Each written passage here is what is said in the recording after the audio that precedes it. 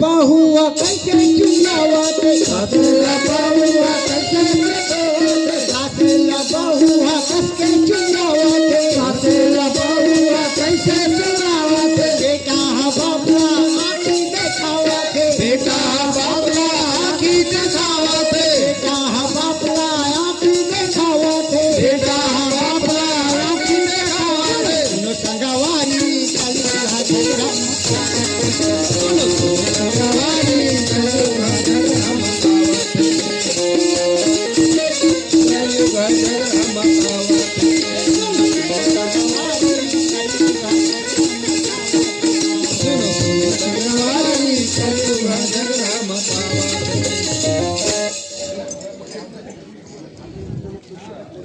अब भागीरथी गंगा झगड़ा मचावा